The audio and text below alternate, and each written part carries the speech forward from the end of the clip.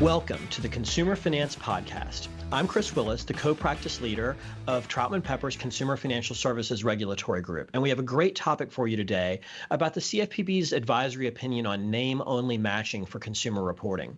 But before we get into that topic, let me remind you to visit and subscribe to our blog, consumerfinancialserviceslawmonitor.com, where you're going to see daily updates about everything happening in the consumer finance industry. And don't forget to check out our other podcast, FCRA Focus, which is released monthly on all popular podcast platforms. And finally, if you like our podcast, let us know. Leave us a review on your podcast platform of choice. Now, as I said, today we're going to be talking about that recent CFPB advisory opinion on name-only matching for certain types of consumer reporting. And I'm joined by two of my Troutman Pepper colleagues to talk about that. I've got Alan Wingfield and Noah DiPasquale, both to talk about that. So Alan, Noah, welcome to the podcast. Thank you, Chris. I'm happy to be here. Thanks, Chris. Glad to be here. Well, thank you both for being here. And let me just introduce the topic a little bit. A little bit earlier this year, the CFPB released an advisory opinion criticizing what it perceived to be the practice of matching consumer reporting information by certain types of CRAs to individual consumers by what the Bureau referred to as name-only matching. And so that's what we're going to be talking about today. So Noah, let me start off with you. Can you just give us a little bit more detail about the advisory opinion? What was it and what did it say? Thanks, Chris. So as you mentioned, we're talking about the advisory opinion that the CFPB issued regarding name-only matching under the Fair Credit Reporting Act. So we should start with the problem that the CFPB says it's trying to address with this advisory opinion, which is the practice of name-only matching by consumer reporting agencies and whether that complies with requirements of the Fair Credit Reporting Act. So as many of your listeners may know, the Fair Credit Reporting Act requires that whenever a consumer reporting agency prepares a report, it shall follow reasonable procedures to assure maximum possible accuracy of the information concerning the individual about whom the report relates. But the advisory opinion that the CFPB released focuses on a very specific type of matching that comes up in the context of preparing consumer reports. And that is preparing a consumer report and matching information to a specific consumer based only on the consumer's name.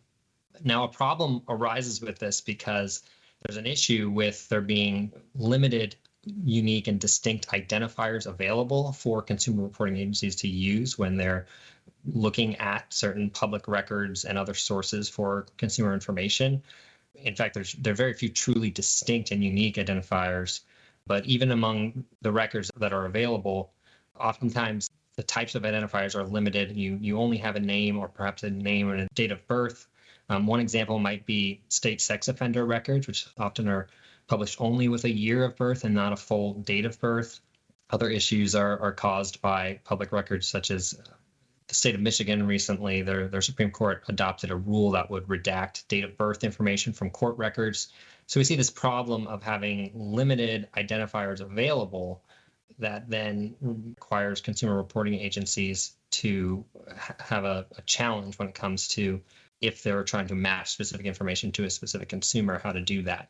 At the same time, there's a demand from a lot of companies, whether they're in the credit or leasing or employment contexts where they need to make proper decisions. So that problem can create a tension, and the advisory opinion takes aim at attaching or matching information to a specific consumer based only on a name. A quick word about what this advisory opinion actually is. It's not an official regulation by the CFPB.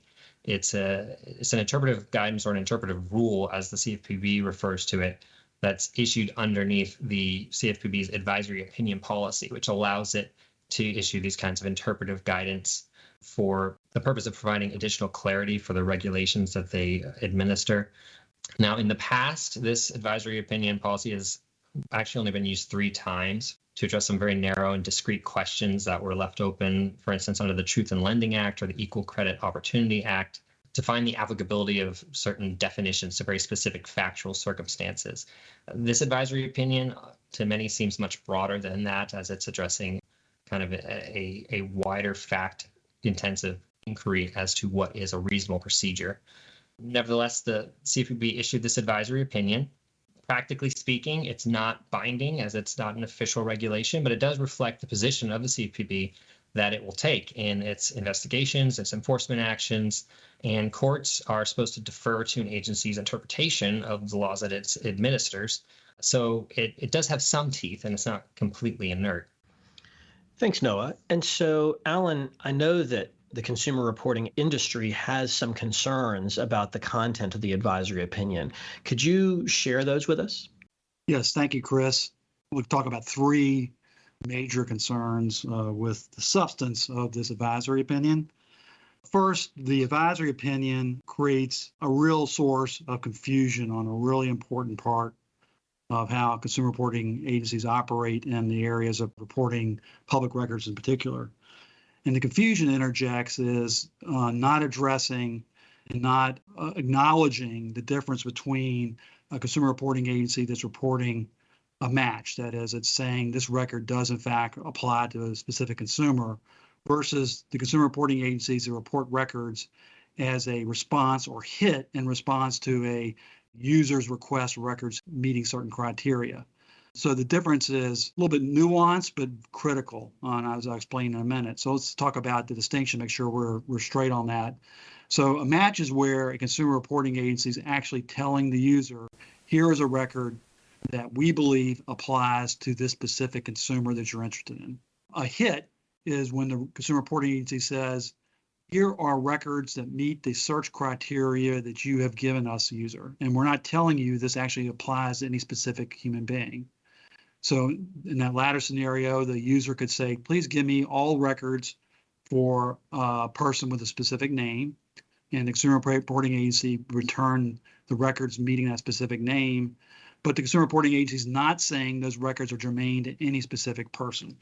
It is lawful under established case law for a consumer reporting agency to return records that are unmatched, that are just hit responses. And that was firmly established in a quite important decision issued by the 11th Circuit Court of Appeals in 2020, the Erickson versus First Advantage case.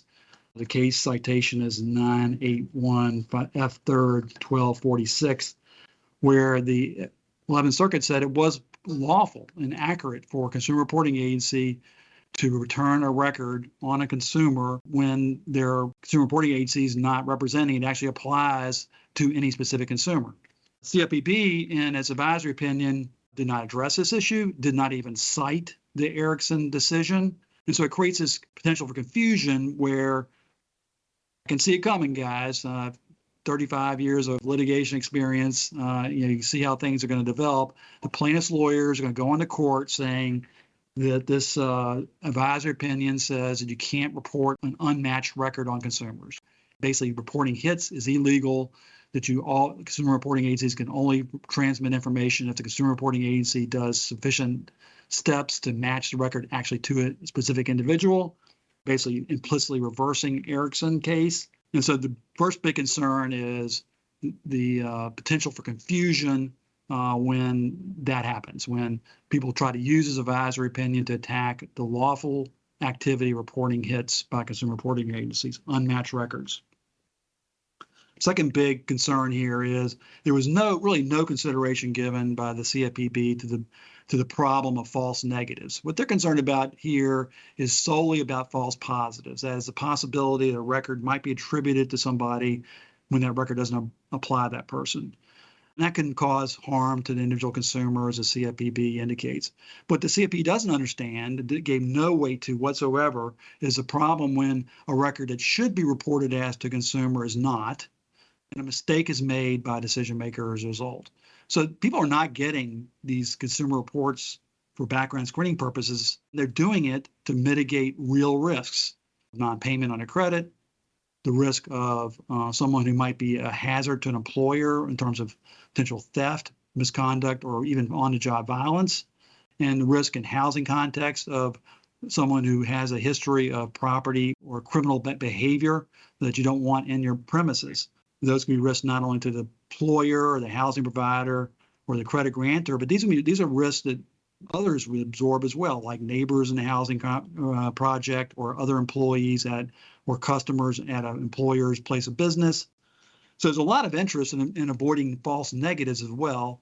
And the CFPB knows well, as Noah indicated, that there are problems in certain types of records and identifiers not being available. In fact, there's being a crackdown on providing good identifiers among the states. Yet no weight was given whatsoever to that in their analysis. And finally, there's a conceptual problem that Noah mentioned as well. The test here, reasonable procedures to assure maximum possible accuracy, is obviously a very contextually driven, fact-intensive inquiry that requires you to look at individual facts and circumstances of a given situation. Yet the CFPB barges in and attempts to give a black letter rule to apply to all circumstances when the actual inquiry, by the very nature of it, requires you to look at the facts and circumstances of the individual situation. So really, there's a pretty strong backlash against this opinion on the substance in the industry. These are serious concerns, and how they'll play out is to be seen. Well, thanks, Alan. It sounds like there's a lot of reason for legitimate concern about this opinion in terms of its content. But Noah, let me ask you, I think I also have heard that there are concerns about the process followed by the CFPB in issuing the advisory opinion. Can you tell us a little bit about that?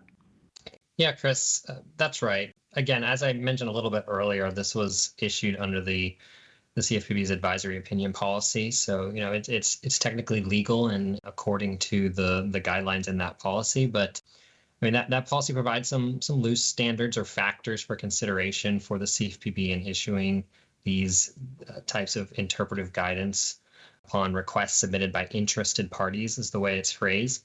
But it also has kind of a catch-all at the end that says it may also issue opinions based on questions received, quote, from the public or through other channels. And it seems that's what happened here specifically. So there's really two problems with the process here that is kind of an example of a poor process leading to the poor results that Alan was describing in the content. Number one, so we see that this advisory opinion was initiated and really kind of instigated by one side of the equation of the argument, so to speak. So it was initiated by plaintiffs' lawyers, specifically the National Consumer Law Center is specifically mentioned in the advisory opinion. The opinion acknowledges that the NCLC and other consumer and civil rights groups recently requested that the Bureau provide guidance that name-only matching is a practice that fails to comply with the FCRA. So that's right there in the advisory opinion. We know that that's where they received the request from. Troutman also sent a FOIA request to the CFPB to get a little bit more background on where this came from and what the CFPB considered and whether there was any other input from other sources. And really that just confirmed that what the advisory opinion says is accurate, that the only sources consulted was pretty much the NCLC and other consumer advocate groups, which in and of itself, there's nothing wrong, obviously, with the NCLC requesting an advisory opinion and wanting a seat at the table. But the problem is it seems to have been a very one-sided process. There was no consultation with the industry, with the consumer reporting agencies and trade organizations that represent the voice of that industry. There was no notice and comment part of this because it is not an actual, an official regulation. But the result of that means that there was no opportunity really for any comment from the industry side of the equation. So what you see is a result that came about without any kind of adversarial process to test and to kind of pull against and create attention on the content of this opinion and whether or not the legal analysis stands up and whether it would be practically something that could be employed in the real world. It didn't benefit from any of that rigorous testing. Another issue is that although it is within the limits of what the advisory opinion policy allows for, it is arguably not a proper subject for an advisory opinion under that policy. The policy, if you look at it, specifically states that where a regulation or statute establishes a general standard that can only be applied through a highly fact-intensive analysis, in those instances, the Bureau would not intend to replace that analysis with a bright line standard that eliminates all of the required analysis. That's what the policy itself states. And it seems like this falls more towards that kind of a category, especially given the very general standard that Congress created under the Fair Credit Reporting Act regarding following reasonable procedures to assure maximum possible accuracy. It's a very fact-intensive type inquiry, and the case law obviously bears that out. So at least with regard to consumer reporting agencies that match specific information to specific consumers, as Alan was discussing, this would seem to replace that fact-intensive application of a general standard with a bright line rule that doesn't look to the specific fact context, as Alan described. So it at least arguably is not in line with the statements given in the advisory opinion policy as to what that policy is made for. Well, it's very disappointing to hear all that the CFPB adopted this advisory opinion under those circumstances. But, now we've got it and it's on the books, so to speak, as informal as it may be. So, Alan, now that it's out there, what do you think the potential impact of the advisory opinion may be on consumer reporting agencies? Well, the consumer reporting agencies are going to need to take a look at their compliance strategies, reporting records when the identifiers that they have are non-definitive. So, with the exception of credit trade line reporting, most records that are out there do not have attached to them unique identifiers, such as social security numbers or driver's license numbers. Many records out there don't have perfect identifiers. So CRAs are doubtlessly going to be looking at their policy procedures, see how they align as opinion, and perhaps adjusting the compliance strategies. And frankly, it may turn out that one of the two biggest impacts are, number one, some incremental reduction in the amount of records that are reported by CRAs, and then increased litigation in court as plaintiffs' lawyers attempt to leverage his opinion to call into question quality, well-accepted practices, essentially because the CFPB says so. I think the industry is going to have to take a look at its compliance strategies, and it may turn the dial back on what's getting reported as a result. Yeah, and so, Alan, staying with you, we've talked about the potential impact on the CRAs that might provide information. What about the potential impact of this advisory opinion on users of consumer reports, the kinds of users that you were talking about earlier in the program? Well, the CFPB is certainly attempting to create, and it is a real possibility that what will happen is reduce transmittal through the consumer reporting industry of records about people, just cutting back records. So typically the records we're talking about are potentially derogatory about consumers, arrest records, incarceration records, conviction records, traffic records, et cetera. And so the amount of that's going to be flowing through the consumer reporting system will be reduced. And decision makers are making eligibility determinations. Users of this information will have less information. Less information leads to more mistakes being made in decisions, with impacts both on employer, housing providers, credit grantors, but also on the third parties I mentioned. So more costs, more risk for users because they have less information to make good decisions. And Alan, you mentioned private litigation earlier in the podcast. And of course, there's a private right of action under the FCRA, and it's one of the most frequently litigated federal statutes out there. What do you think a court will do in reacting to this advisory opinion? Do we think that it will just be given deference because it's the word of the CFPB, or what might a court do with this? Well, as Noah says, law as currently written indicates that statements of a regulatory agency on statutes they have regulatory authority over are due some degree of deference in court. Certainly, plaintiffs' lawyers and probably the regulators as well, when they go into court, will cite this advisory opinion as authority and say that the court should defer to it.